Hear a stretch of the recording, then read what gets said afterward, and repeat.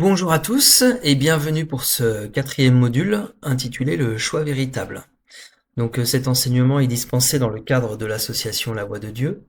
L'association réalise ses objectifs entre autres par la proposition d'un enseignement. Cette vidéo correspond donc au quatrième module de l'enseignement fondamental. Si vous souhaitez, si vous voulez avoir plus d'informations sur l'association et sur ce qu'elle réalise, n'hésitez pas à consulter le site internet. L'adresse est marquée en bas de cette page www.acceptelamourquejet'envoie.fr. Alors, donc nous voilà partis pour ce quatrième module. Alors, on va faire un petit point, un petit récapitulatif très rapide des épisodes précédents. Donc le premier module, c'était Dieu veut s'incarner.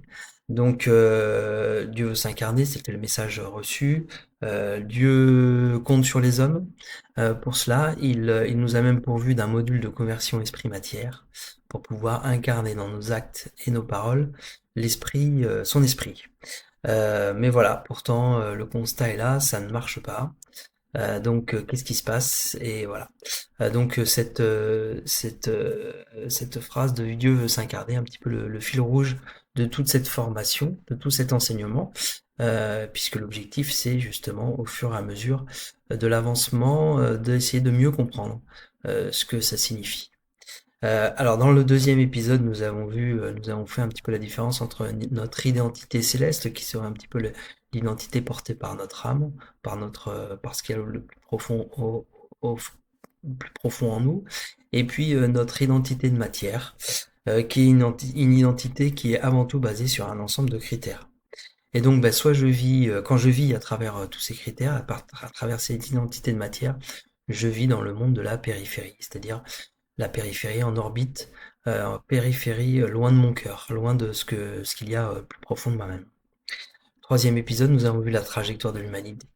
Nous avons vu la trajectoire entre la voie du cœur et la voie de la périphérie. La périphérie qui amène du coup une déviation, une divergence par rapport à la voie du cœur. Et donc, évidemment, la question qui arrive évidemment à un moment donné, c'est qu'est-ce que je veux faire moi? Comment je me positionne par rapport à tout ça? Est-ce que je veux suivre la voie du cœur, ou est-ce que j'ai envie de suivre la voie de la périphérie? Est-ce que j'ai envie de participer à l'incarnation de Dieu, ou est-ce que j'ai envie de participer à toute autre chose? Voilà le questionnement un peu que je peux me poser. Alors là, nous allons voir donc le choix véritable. Donc c'est un nouveau choix. On va parler de la référence biblique de ce choix. On va aussi un petit peu regarder comment nous on fait nos choix aujourd'hui. Et puis donc on va essayer de comprendre comment ce choix est un choix qui remet tout en question. Alors c'est parti. Donc je remets ici le schéma qui était dans le module précédent, hein. Donc pour la trajectoire de l'humanité, ce nouveau choix, eh ben, ça correspond tout simplement à choisir la voie du cœur plutôt que la voie de la périphérie. Ok, hein. Donc l'idée c'est d'essayer de se dire, ben, moi je vais suivre la voie du cœur et pas la voie de la périphérie. Donc je vais me détacher de cette périphérie pour pouvoir revenir à mon cœur. Voilà. Donc ce nouveau choix, nous l'appelons le choix véritable. Voilà. C'est un nouveau choix de vie qui remet tout en question. Au lieu de faire le choix de mon identité de matière, je vais faire le choix de mon cœur profond, c'est-à-dire à travers cela, le choix de mon âme et le choix de Dieu, hein. Donc le choix véritable, c'est attendre et faire le choix de Dieu pour nous, plutôt que de prendre en fonction des critères de mon identité de matière.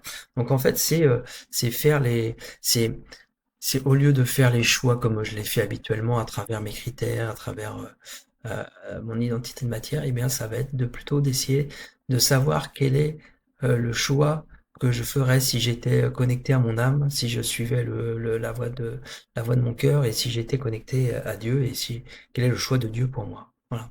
Alors donc aujourd'hui je vis à travers la périphérie, donc je fais mes choix à travers la périphérie, à travers mes critères. Je choisis en force. Alors pourquoi je dis choisir en force? Tout simplement parce que à partir du moment où j'ai des choix à faire, j'analyse en fonction de mes critères, en fonction de ceci, puis une fois que j'ai pris ma décision, j'y vais. Je me pose pas de questions, j'attends pas trop de savoir ceci ou cela. Donc j'impose mon choix, je choisis en force. J'impose mon choix et je fais mon choix pour mon plus haut bien. Alors on reviendra là-dessus sur ce petit bout de phrase plus tard. Le choix véritable, c'est vivre à travers son cœur et donc faire ses choix à travers son cœur. C'est se laisser guider par son cœur, c'est d'attendre, prendre le temps de voir quel est le choix que je dois faire. Mais c'est aussi laisser le temps à Dieu d'organiser les choses pour qu'il puisse venir proposer une solution à ma problématique et donc un choix à faire. Et ce choix que Dieu proposera, lui, sera aligné et en harmonie avec l'univers, avec le plus grand. Et ça sera une solution pour le plus haut bien de tous. Ok? Et pas uniquement pour moi, mon plaisir ou mon confort personnel. Alors, je reviens un petit peu là-dessus parce que tout à l'heure, je disais que quand on faisait nos choix aujourd'hui, on le fait uniquement pour ce qui nous intéresse et pas du tout, voilà. Il y en a qui prennent en considération le plus haut bien de tous dans leur choix, c'est-à-dire qu'ils vont pas faire leur choix uniquement de ce qu'ils préfèrent ou de ce qui est le mieux pour eux, mais ils se disent, je fais ce choix-là parce que c'est quand même le mieux pour tout le monde. Alors la seule petite différence, c'est que mes critères donc peuvent aussi me permettre de prendre en compte le plus haut bien de tous, mais à ce moment-là, c'est le plus haut bien de tous selon mes critères. C'est-à-dire que c'est moi, avec mes critères, qui vais définir qu'est-ce qui est le mieux pour les autres, ou pour la globalité, pour le commun, pour tout le monde. Voilà. Et donc, cette vision-là, qui est à travers mes propres critères, n'est pas forcément une vision universelle ou absolument vraie de ce qui est le plus haut bien de tous. Une vision que Dieu, par contre, a, mais que moi, selon mes critères, ben, je suis pas sûr d'avoir vraiment une vision qui ne soit pas biaisée par mes critères, justement. Donc au final, le choix véritable, eh ben, en fait, ça correspond à la courbe verte en pointillé, voilà, qui me permet tranquillement de revenir vers la voie du cœur. Alors, la référence biblique.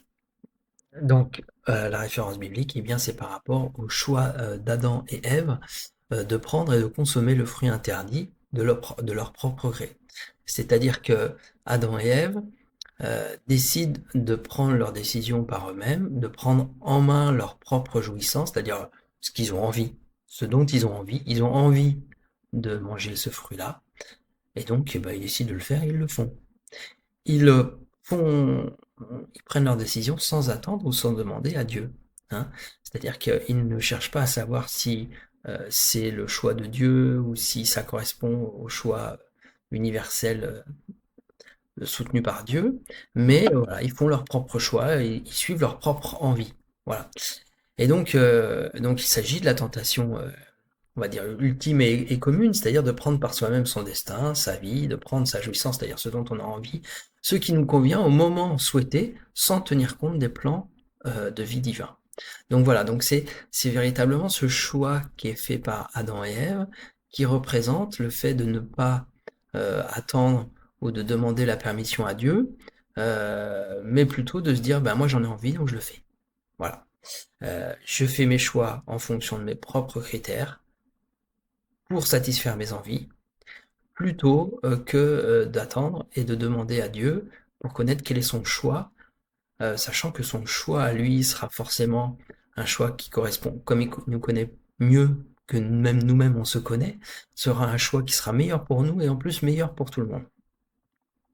Donc ce choix définit tous les choix ultérieurs et la vie que nous connaissons ici aujourd'hui. C'est-à-dire que ce choix véritable de faire le choix, soit je fais en fonction de mes critères, soit je fais en fonction de mon cœur ou de Dieu, et ben ça va définir tous les autres choix derrière. C'est-à-dire que tous les autres choix vont être déterminés par cela. C'est-à-dire soit je suis déterminé à suivre mon identité de matière, mes critères, mes choix personnels et individuels, soit je suis déterminé par le fait de faire mes choix en fonction de ce que me propose Dieu. Voilà. Donc, euh, ce choix véritable, c'est ce clivage entre ces deux manières de choisir, en fait, hein, ces deux manières de vivre. Et donc, il définit le mode opératoire selon lequel je vais faire tous mes autres choix. Voilà. Donc ce choix véritable, il est là. Et c'est un petit peu cette possibilité, ce chemin entre deux possibilités. Soit je vis et je fais mes choix selon mon identité de matière, soit je fais ma vie et mes choix en fonction de la voix du cœur. Et donc en essayant de privilégier le choix de Dieu pour nous. Voilà. Voilà. Donc c'est un nouveau choix de vie qui remet tout en question, hein, c'est radicalement différent. Euh, euh, on a, euh, on n'a pas du tout l'habitude de fonctionner comme ça. C'est-à-dire que c'est complètement différent de ce qu'on connaît, de ce qu'on vit. Par exemple, je sais pas moi, si vous avez un problème avec votre voiture, je connais pas beaucoup de monde qui vont s'en remettre à Dieu pour gérer le problème de leur voiture et dire bah Dieu, qu'est-ce qu'il faut que je fasse, dis-moi ce qu'il faut que je fasse, et qui vont chercher dans leur cœur la réponse ou la solution de Dieu en attendant qu'elle arrive.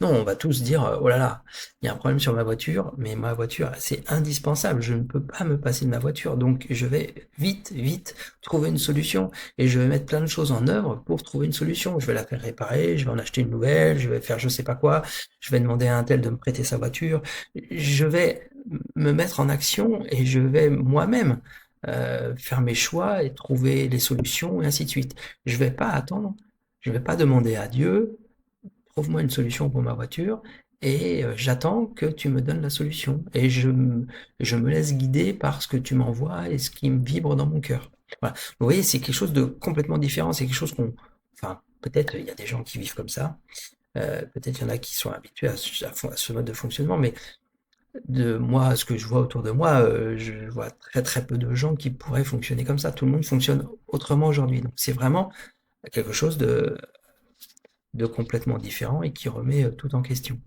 Alors, on pourrait aller un petit peu plus loin comme ça par rapport à cette référence biblique, par rapport à cette référence du choix d'Adam et Ève. C'est aussi une référence à la pomme d'Adam, ce cartilage qu'on a ici là au niveau du cou et qui protège les cordes vocales. Hein, les cordes vocales, c'est la voix. Et c'est-à-dire, au final, de quelle voix je vais parler aujourd'hui?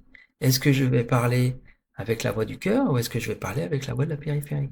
Hein, c'est un endroit de clivage qui va me voilà. Et donc en fait à chaque fois que je vais parler, eh ben je vais avoir ce choix-là, c'est-à-dire comment je m'exprime, qu'est-ce que je vais exprimer, est-ce que je vais exprimer la voix du cœur ou est-ce que je vais exprimer la voix de la périphérie.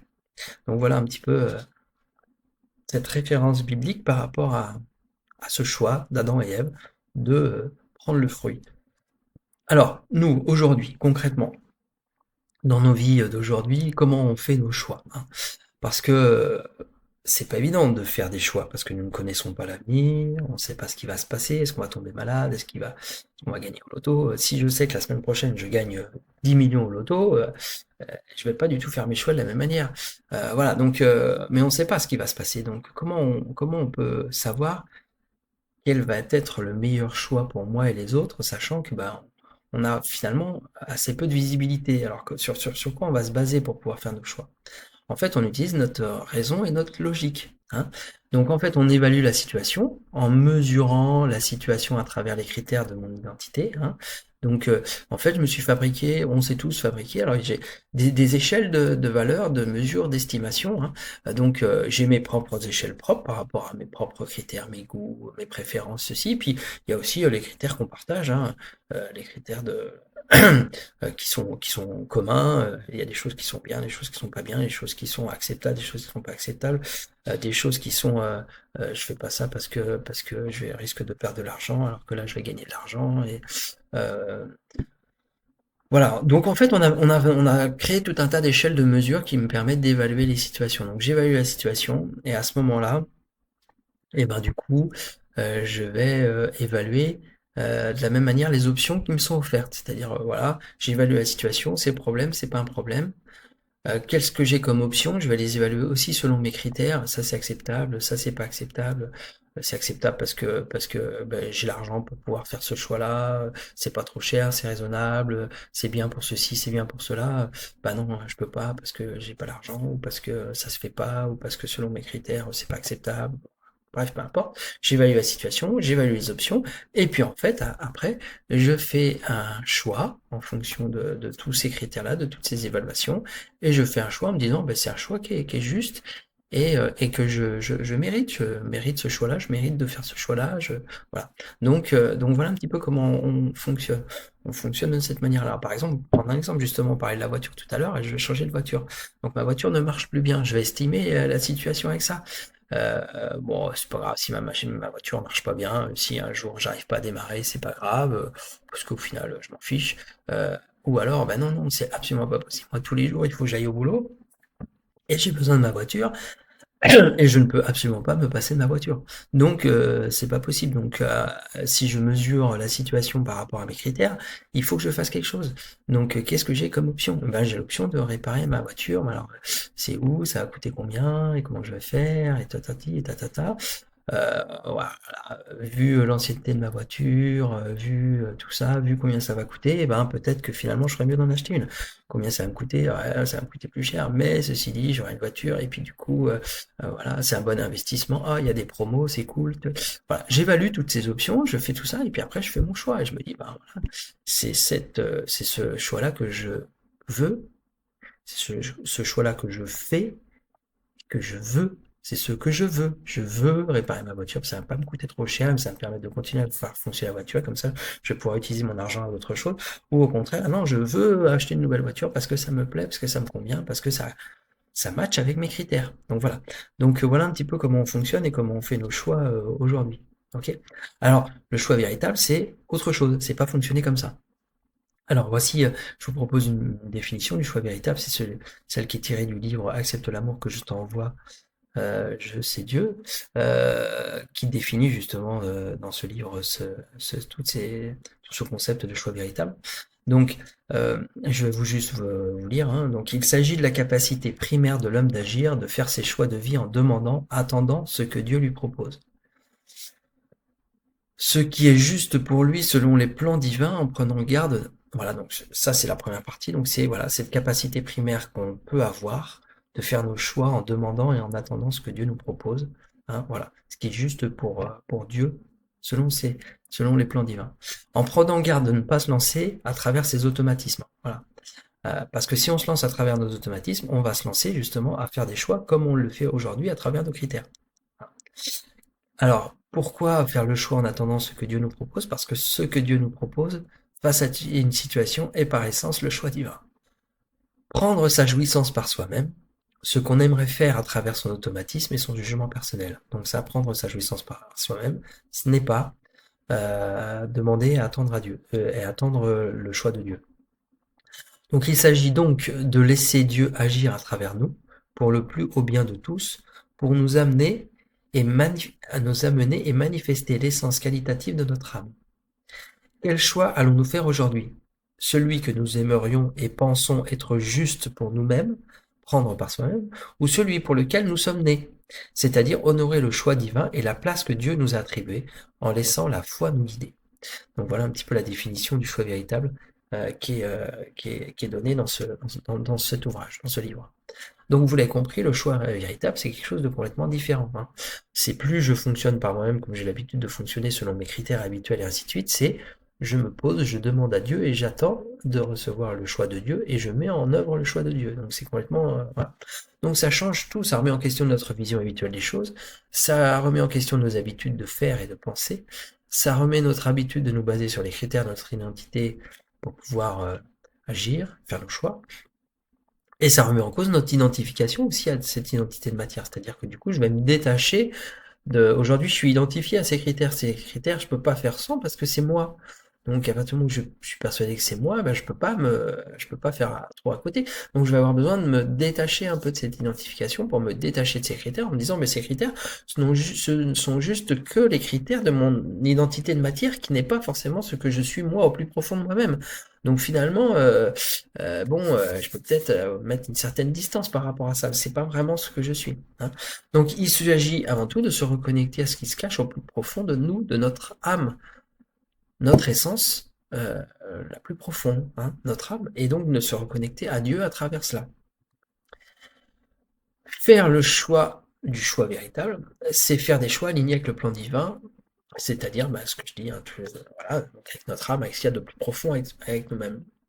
Et de par là même, c'est aussi être accordé avec la mélodie de l'univers, hein, donc la mélodie divine, donc être en harmonie avec tout ça, et donc créer quelque chose d'harmonieux, et arrêter d'émettre des fausses notes et de gâcher l'harmonie. On a parlé des conséquences du fait de vivre à travers nos jugements de notre identité de matière dans le monde de la périphérie et de ce que ça pouvait amener comme conséquence dans ce monde-là.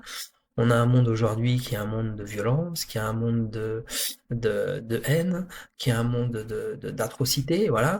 Eh bien, c'est faire ces choix qui sont en disharmonie avec le plan divin nous amène tout ça. Donc là, c'est recommencer à faire des choix en harmonie avec le plan divin et retourner vers une voie d'équilibre. Et c'est surtout permettre à Dieu de s'incarner en nous, puisque du coup, ce que nous mettons en œuvre à travers nos choix, eh bien, c'est ce qu'il y a au plus profond de nous-mêmes, et donc en fait, c'est aligné sur l'Esprit de Dieu. Et donc, c'est permettre d'incarner, de participer à l'incarnation de Dieu. Voilà, c'est ce. J'ai dit la phrase avant de l'afficher, alors évidemment, j'ai plus rien à dire maintenant. Hein, voilà, donc c'est en faisant le choix véritable que nous exprimons donc à travers nos actes et nos paroles l'esprit et la vibration de Dieu. Donc c'est en faisant ce choix qui est une question de déterminisme en fait. Comment je me détermine? Est-ce que je me détermine à travers le fonctionnement, à travers euh, mon identité de matière et la périphérie, ou est-ce que je me détermine en fonction de ce qu'il y a dans mon cœur? Voilà. Et une fois que je fais ce choix-là, eh bien je fais tous les autres choix de ma vie en fonction de ce choix véritable, en fonction de cette direction que je choisis, en fonction de cette voie, la voie de la périphérie ou la voie du cœur. Voilà, donc le choix véritable, eh ben, c'est sortir de la déviation, hein, si j'aurais pu réafficher le schéma, sortir de la déviation, suivre la petite flèche en vert pour revenir à la voie du cœur. C'est suivre le choix de Dieu plutôt que le choix de mon identité de matière, et donc c'est un choix qui remet tout en question parce que c'est pas du tout comme ça qu'on a l'habitude de fonctionner. Je vous remercie beaucoup d'avoir regardé cette vidéo et je vous souhaite une bonne journée. Au revoir à tous.